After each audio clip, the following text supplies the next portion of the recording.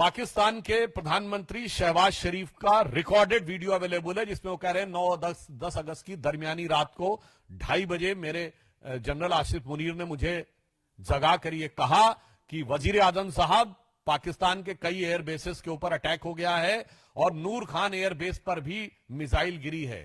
ये आसिम मुनीर और शहबाज शरीफ दोनों का कबूलनामा है। फिर वो अजरबैजान में भी जाके बोले कि हम तो फजर की नमाज का इंतजार कर रहे थे कि 4:30 के बाद अटैक करेंगे, उससे पहले ही इंडिया ने अटैक कर दिया रात्रि के तीसरे पहर में ही।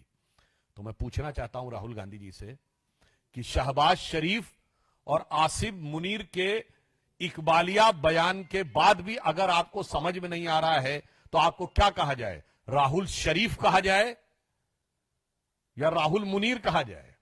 क्योंकि आप तो मुनीर और शरीफ से भी ज्यादा बड़े पाकिस्तान के पक्ष में तकरीर देने वाले नजर आ रहे हैं। पुनः रिवर्स ऑर्डर में शुरू करता हूं। मार्च 2023 राहुल गांधी विदेश में जाते हैं और कहते हैं why the defenders of democracy America and Europe are silent over what is happening in democracy in India, they are not interfering. यह था सीधा सरेंडर। अब आप आइए, 15 जुलाई 2011 को राहुल गांधी कहते हैं it's impossible to stop terrorism.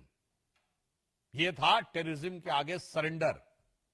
26/11 के मात्र 9 महीने बाद जुलाई 2009 में पाकिस्तान के साथ उस समय की सरकार, मनमोहन सिंह की सरकार, एक neutral destination, again I am री एम्फसाइजिंग, न्यूट्रल डेस्टिनेशन शर्म एल शेख में ज्वाइंट डिक्लेरेशन साइन करती है और वो कहती है टेररिज्म से कंपोजिट डायलॉग प्रभावित नहीं होगा। यह था टेररिज्म की मानसिकता के साथ सरेंडर।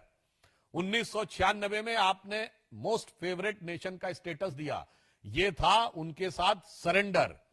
अब आप आइए, 1971 में 93,000 प्रिजनर ऑफ वॉर थे, फिर भी पीओके नहीं निगोशिएट किया। अरे लेना तो छोड़िए, निगोशिएट नहीं किया।